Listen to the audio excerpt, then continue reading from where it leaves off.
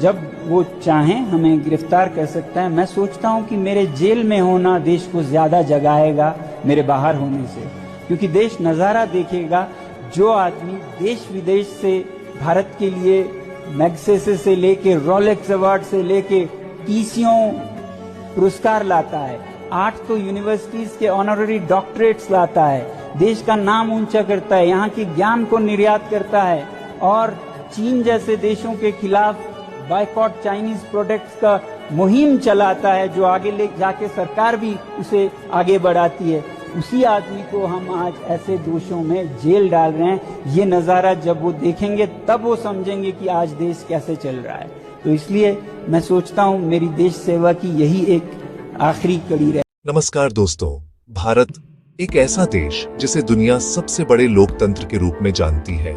लेकिन क्या होता है जब इस लोकतंत्र की असल ताकत, जनता की आवाज को दबा दिया जाता है?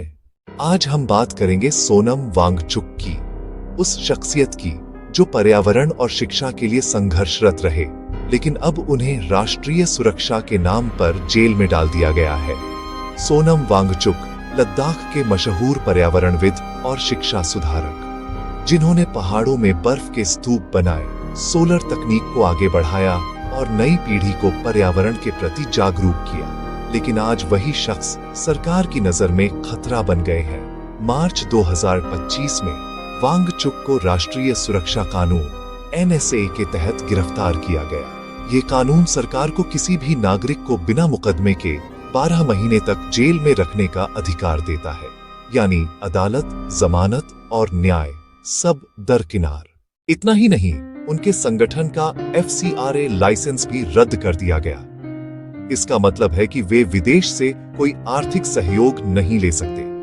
सरकार का आरोप है कि वे विदेशी एजेंट हैं। लेकिन सवाल उठता है, क्या पर्यावरण और शिक्षा के लिए आवाज उठाना देशद्रोह है? लद्दाख में लंबे समय से लोग अपनी जमीन, अपने अधिकार और पर्यावरण की सुरक्षा के लिए आंदोलन कर रहे हैं। उनकी मांग है कि लद्दाख को संविधान की 6ठी अनुसूची में शामिल किया जाए, ताकि उनकी संस्कृति और जमीन सुरक्षित रहे। और इसी आंदोलन की सबसे बड़ी आवाज बने सोनम वांगचुक। भारत का संविधान हर नागरिक को अभिव्यक्ति की स्वतंत्रता अनुच्छेद 19 और जीवन और व्यक्तिगत स्वतंत्रता अनुच्छेद 21 का अधिकार देता है। लेकिन जब विरोध करने पर ही जेल भेज दिया जाए तो सवाल उठता है, क्या ये अधिकार अब सिर्फ कागजों में रह गए हैं? मानवाधिकार संगठनों और नागरिक समाज का कहना है, यह कदम न सिर्फ एक व्यक्ति पर हमला है, बल्कि पूरे लोकतंत्र पर है। क्योंकि लोकतंत्र वही है जहां असहमति की आवाज सुनी जाए, दबाई न जाए।